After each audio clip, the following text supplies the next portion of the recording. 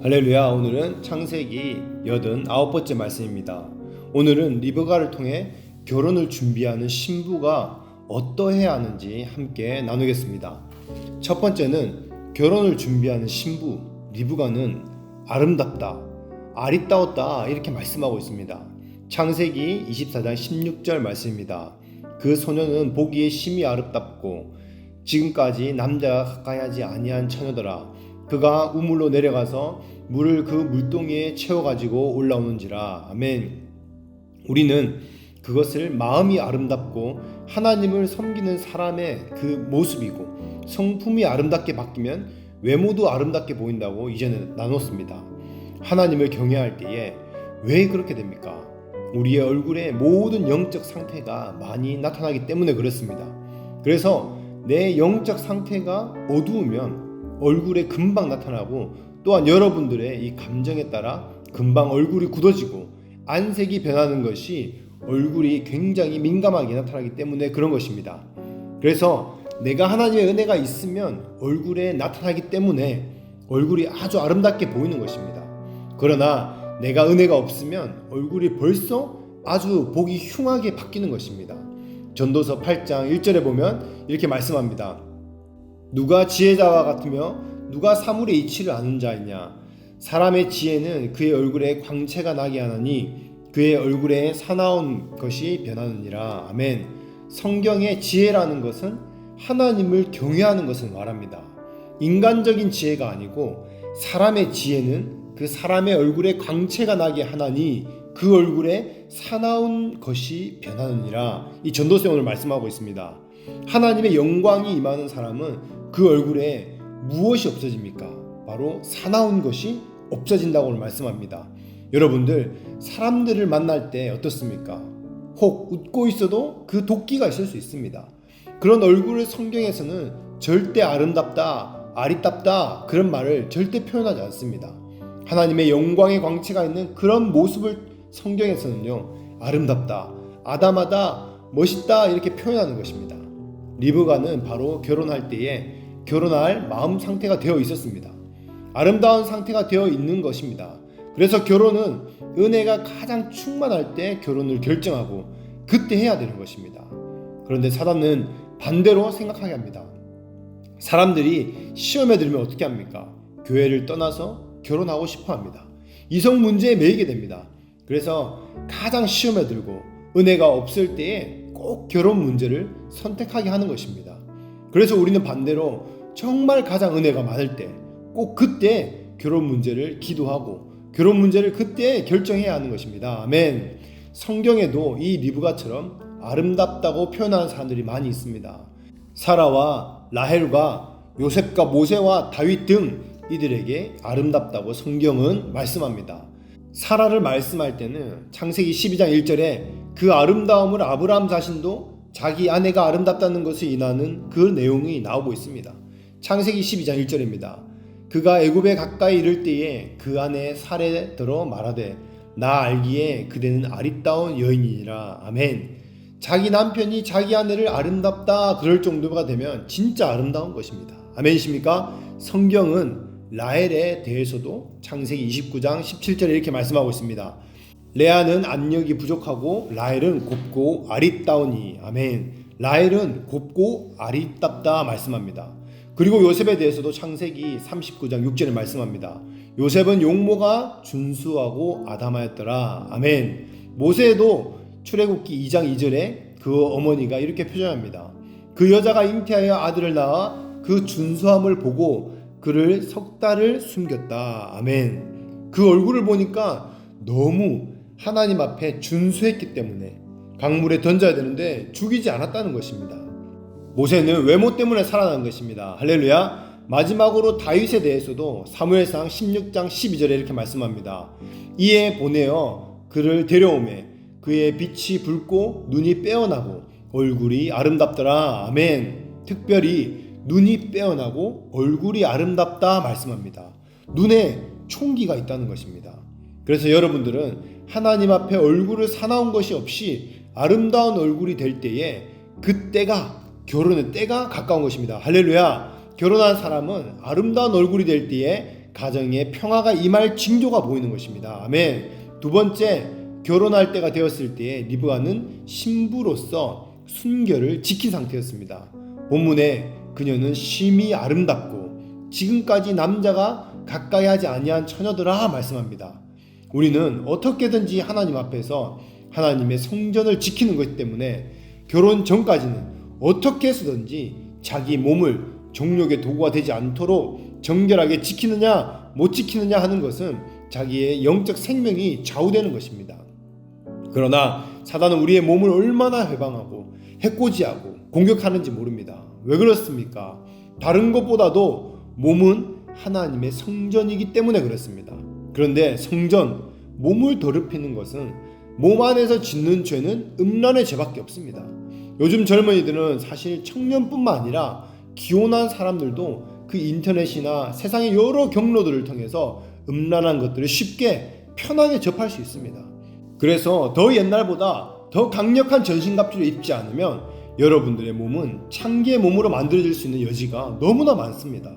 내가 거룩하니 너희도 거룩하라 하고 하는 하나님의 말씀의 뜻입니다. 아멘. 거룩이 무슨 뜻입니까? 구별된다는 것입니다. 세상이 하는 것과 구별돼야 되는 것입니다. 이제 지나간 때는 실수하고 허물이 있었다 할지라도 하나님은 지금을 더 중요하게 여기십니다. 그 과거를 저희가 철저히 회개하고 용서함을 받는 다음에는 새 출발하는 것을 중요하게 여기는 것입니다. 할렐루야. 그런데 과거에 그랬으면 과거에 매이지 않아야 되는데 과거를 정리하지 않고 그냥 구렁이 탐 넘어가듯이 넘어가는 것은 절대 되지 않습니다. 반드시 그 문제는 회개하고 용서함을 받고 새 출발을 할 수 있는 것입니다. 그렇지 않은 상태에서 이 결혼하지 않는 그 형제 자매, 그 결혼하기 전에는요 반드시 이 문제를 하나님 앞에 회개하고 깨끗이 용서함을 받고 새 출발로 결혼하시기를 축복합니다. 아멘. 세 번째는 근면 성실이었습니다. 창세기 24장 17절 20절 말씀입니다. 종이 마주 달려가서 이르되 청하건대 내 물동이의 물을 내게 조금 마시게 하라. 그가 이르되 내 주여 마시소서 하며 급히 그 물동이를 손에 내려 마시게 하고 마시게 하기를 다하고 이르되 당신의 낙타를 위해서도 물을 길어 그것들로 배불리 마시게 하리이다 하고 급히 물동이에 물을 구유에 붓고 다시 기르려고 우물로 달려가서 모든 낙타를 위하여 깃는지라. 아멘. 리브가는 앞에서 본 대로 기본적으로 아주 근면했습니다. 게으르지 않았습니다. 일하고 남을 섬기는 것이 두려워서 몸을 사리지 않았습니다.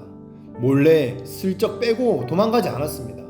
마귀에 잡혀있는 사람들은 마귀가 하는 특징 중에 한 가지가 우리 몸을 장악하는 것입니다. 마귀, 귀신이 사람 몸에 들어옵니다.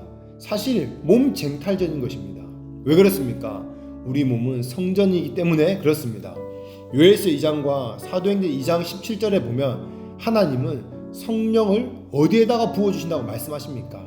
바로 우리 몸에. 우리 몸은 원래 하나님의 것이기 때문에 원래 그대로 회복하시고 취하시기 원하시는 것입니다. 그렇기 때문에 마귀는 우리를 공격하고 우리를 소유하기 위해서 어디에 들어오겠습니까? 바로 우리 몸에 들어온다는 것입니다. 그래서 음란의 세력이 몸에 들어오면서 우리의 몸을 사단은요 하나님께 대해 불성실하고 나태하고 게으르게 만드는 것입니다. 우리 몸을 사단에게 충성하게 하고 사단이 하는 일에 빠르게 합니다. 그래서 어떻습니까? 우리를 돌아보면 아무리 피곤하고 바빠도 죄 짓는 일에는 절대 게으르지 않습니다. 막 다시 깨어나는 것을 경험합니다. 내가 좋아하는 미디어, 영화, 게임 등등 이런 거에는 아무리 바빠도 피곤해도 포기하지 않습니다. 그런데 영적인 일은 어떻습니까? 기도 모임이나 예배가 있다 그러면 나는 피곤해서 못 가 그렇게 말합니다. 갑자기 더 피곤하고 그 피곤을 이겨낼 능력을 못 받는 것입니다. 왜 그렇습니까? 내 안에 하나님의 능력이 없기 때문에. 반대로 말하면 사단, 그 귀신이 들어와서 그렇게 역사하기 때문입니다. 게으른 것은 상대적인 것입니다. 꼭 내가 몸이 허약하고 허약 체질이어서 나는 그렇게 할 수 없다, 나는 못한다, 죄 짓는 데는 허약 체질 사실 그렇게 크게 상관이 없습니다. 그 허약 체질을요 초월해서 죄를 짓습니다. 죄 지을 능력이 막 스스로 생겨납니다. 그래서 이 죄는 그것도 아주 영적인 것입니다. 그런데 하나님이 나를 붙잡으면 그 허약 체질, 피곤함을 이길 능력을 경험합니다. 예배를 드리고 기도할 때 힘을 얻습니다. 능력을 받습니다. 다른 일을 제쳐두고서라도 꼭 주일 예배는 드리고 수요 예배, 금요일 예배, 토요 예배 가리지 않고 은혜를 누리는 사람이 얼마나 많이 있습니까? 저 사람 진짜 객관적으로 보면 몸살이 나서 견딜 수가 없고 어디 움직일 수도 없는데 하나님이라 그러면 그 힘을 얻어서 어디서 그 힘이 어디서 나오는지 그 몸을 누가 붙잡고 있기 때문에 여러분 그렇습니까? 내 몸을 하나님이 붙잡고 있기 때문에 그런 것입니다. 할렐루야. 여러분 정말 이것이 영적이지 않습니까? 그래서 게으른 것을 영적인 문제라고 말하는 것입니다. 악한 영이 들린 사람들 현상이 무엇입니까? 밥을 못 먹게 합니다. 며칠을 굶게 하고 집안에서 나오지 못하게 하고 꼼짝 못하게 하고 어떤 사람들은 그냥 동굴에 들어가고 잠수를 탄다 그럽니다. 그 잠수보다 더 깊이 들어가서 그 이불 속에서 아무것도 못하게 하는 것입니다. 이게 악한 영들이 하는 것입니다. 데살로니가 후서서 2장 10절에서 12절 말씀입니다. 우리가 너희와 함께 있을 때에도 너에게 명하기를 누구든지 일하기 싫어하거든 먹지도 말게 하라 하였더니 우리가 들은즉 너희 가운데 규모 없이 행하여 도무지 일하지 아니하고 일만 만드는 자들이 있다 하니 이런 자들에게 우리가 명하고 주 예수 그리스도 안에서 권면하기를 종용이 일하여 자기 양식을 먹으라 하노라. 아멘. 일하기 싫거든 먹지도 말게 하라. 게으른 사람에게는 그 양식을 주지 말라고 성경을 말씀합니다. 네 번째, 섬김의 인격입니다. 창세기 24장 17절 20절에 우리는 그 리브가의 섬김의 인격을 볼 수 있습니다. 그것은 하나님의 사랑과 헌신된 인격에서 나옵니다. 자기를 위해서 살려는 그 사람은 섬기는 삶을 살기가 상당히 어렵습니다. 이런 리브가와 같은 자매들, 형제들을 여러분 만나야 합니다. 결혼을 하면은 그 상대방을 위해서 그리고 상대방의 집을 위해서 섬겨야 될 일이 생각보다 많이 있습니다. 그런데 권면하지 않고 섬기지 않는 사람은 또 그것 때문에 서로 다투게 되고 힘든 결혼 생활을 하게 되는 것입니다.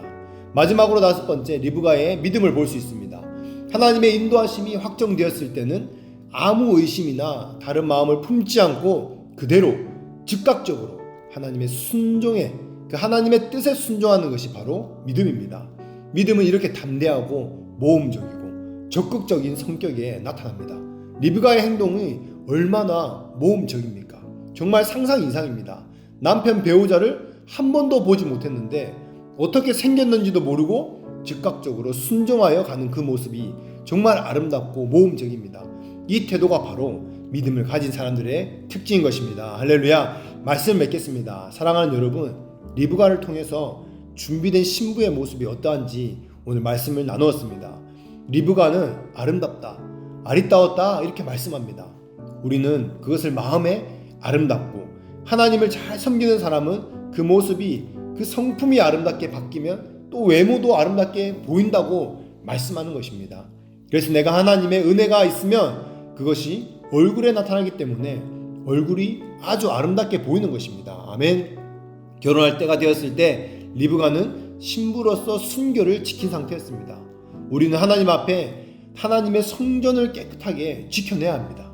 결혼 전까지는 어떻게 해서든지 자기 몸을 정욕의 도구가 되지 않도록 정결하게 지키느냐 못 지키느냐 하는 것은 자기의 영적 생명이 좌우되는 것입니다. 그리고 리브가는 권면 성실했습니다. 리브가는 앞에서 본 대로 기본적으로 그는 근면했습니다. 게으르지 않았습니다. 일하고 섬기는 것이 두려워서 몸을 사르지 않았습니다. 그리고 리브가는 섬김의 인격이 있었습니다. 그것은 하나님의 사랑과 헌신된 인격에서 나오는 것입니다. 자기를 위해서 살려는 사람은 섬기는 삶을 살기가 어렵습니다. 마지막으로 믿음을 볼 수 있었습니다. 하나님의 인도하심이 확정되었을 때 리브가는 아무 의심이나 다른 마음을 품지 않고 그대로 즉각적으로 하나님의 뜻에 순종하는 것이 바로 리브가의 믿음이었습니다. 우리 모두가 리브가와 같이 결혼 그 믿음으로 준비하고 또한 참 신랑 되신 신랑 예수님이 오실 때에 이와 같이 믿음으로 아멘하고 신랑을 따라가는 지혜로운 신부가 되기를 한 분 한 분 축복합니다. 아멘.